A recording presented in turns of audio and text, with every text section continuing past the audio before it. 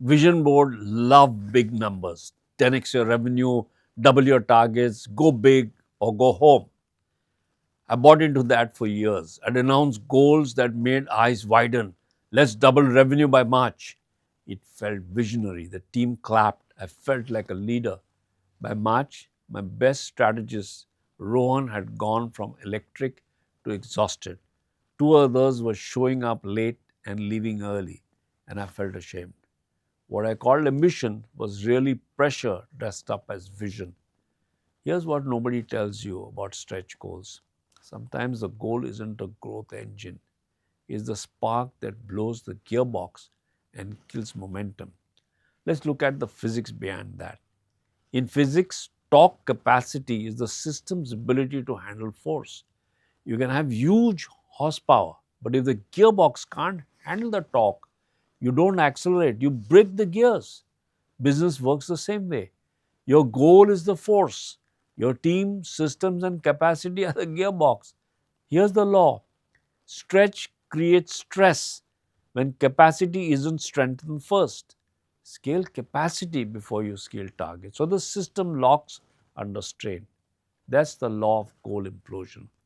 Researchers at the University of Toronto found that overly ambitious targets increase cognitive pressure and cut team engagement by about a third. Gallup confirmed it. 43% of teams report burnout when leaders set goals beyond their organization's capacity.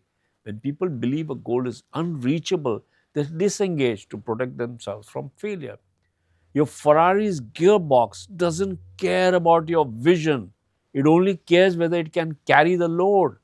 That is why vision boards can mislead leaders at your stage. They make goal setting look like magic. Write the number, visualize the outcome, and believe harder. But writing a number doesn't build the system to deliver it. Teams aren't inspired by ambition without structure, they're drained by it. If the system can't handle the load, bigger goals don't create momentum, they create breakdown. So the solution isn't to dream smaller, it's to build capacity first. Stop asking, how do we hit this number? Start asking, what must we strengthen to sustain the space? Build the gearbox before you hit the accelerator. That's mechanics over motivation. The difference between sustainable scale and spectacular collapse. Let me show you what this looks like when someone gets it right. George Thomas runs Pinnacle, a thriving IT consultancy. At the kickoff, he told his team, "We are going to double revenue this year." The room clapped, some cheered, quiet panic. By March, missed deadlines, burnout, two senior people, job hunting. When we sat down, I asked one question: if your Ferrari did 100 last year, would you push it to 200 in January, or would you upgrade the gearbox first? We rebuilt their operating rhythm, decision ladders so choices didn't bounce back, ownership loops so work didn't boomerang, quarterly capacity checks before quarterly targets, no forcing more through the same narrow pipe. 12 months later, 38% growth, zero attrition. The Toronto data made perfect sense. Overstretch kills engagement, right sizing goals to capacity brings it back. George learned that ambition without architecture doesn't scale, it cracks. He didn't need a bigger dream, he needed stronger gearing. What George built wasn't willpower, it was rhythm. Capacity expanded first, targets stretched second. Growth felt steady, not forced. That's what happens when you stop pushing speed and start designing flow. Here's the truth that changes everything. You're not stuck because you lack ambition. You're stuck because your ambition has outgrown your system's ability to deliver it. Big goals look impressive on a wall, but without the structure to support them, they create pressure that erodes trust. Your team doesn't doubt the vision, they doubt whether the system can survive the acceleration.